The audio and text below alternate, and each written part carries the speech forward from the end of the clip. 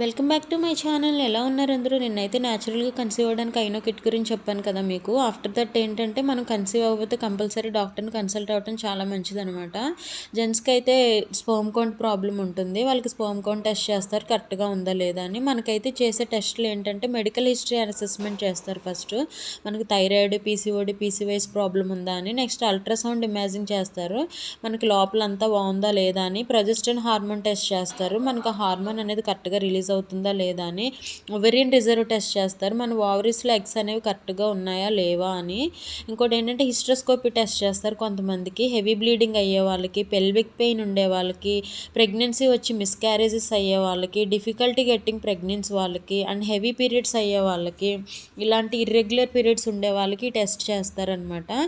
అందరికీ అన్ని టెస్టులు చేశారండి. పేషెంట్ని అసెస్మెంట్ చేసి దాన్ని బట్టి చేస్తూ ఉంటారనమాట. దాన్ని బట్టి మనకి మెడిసిన్స్ ఇస్తారు. అండ్ ఇంకోటి ఏంటంటే వీటన్నిటికీ మెయిన్ రీజన్ ఏంటంటే అండి, ప్రజెంట్ డేస్లో మన లైఫ్ స్టైల్ అనమాట. మన లైఫ్ స్టైల్ మనం కరెక్ట్గా ఉంచుకోవాలి. ఎప్పుడు కూడా బయటికి వెళ్ళినప్పుడు ఎప్పుడన్నా రేరుగా తినొచ్చు, కానీ అస్తమాలు బయట ఫుడ్ తినకూడదు, జంక్ ఫుడ్స్ అయితే తినకూడదు. సో ఇలాంటి ప్రాబ్లమ్స్ ఏంటంటే మెయిన్గా వచ్చేది ఫుడ్ వల్ల. ఇంకోటి ఏంటంటే మనకి హెరిడిటీగా వస్తాయండి కొన్ని జెనెటిక్గా. ఆ జెనెటిక్గా వచ్చినవి మనం ఏమి చేయలేమన్నమాట. అలా వచ్చిన వాళ్ళు ఏంటంటే పాపం బయట ఫుడ్ తినకపోయినా కూడా వాళ్ళకి హెరిడిటీగా వచ్చేస్తుంది అనమాట. అది మనం ఏం చేయలేము. బట్ ఏంటంటే ఇలాగా మనం ఫుడ్ ఇష్టం వచ్చినట్టు తినటం వల్ల కూడా చాలా ప్రాబ్లమ్స్ వస్తాయన్నమాట. సో అలా వచ్చినప్పుడు ఏంటంటే ఇంక మనం ఏం చేయాలంటే మన లైఫ్ స్టైల్ అనేది మనం మార్చుకోవాలి. ఎక్సర్సైజ్ చేసుకుంటూ, వాకింగ్ చేస్తూ, అండ్ ఫుడ్ మనం మెయిన్గా ఏంటంటే ఫ్రూట్స్, వెజిటేబుల్స్ ఎక్కువగా తినాలి. బాయిలర్ చికెన్ అయితే ఎక్కువగా అస్సలు తినకూడదు. నాటుకోడి ఇవి తీసుకోవాలన్నమాట. నాన్ వెజ్ తక్కువగా తింటేనే బెస్ట్ అనమాట.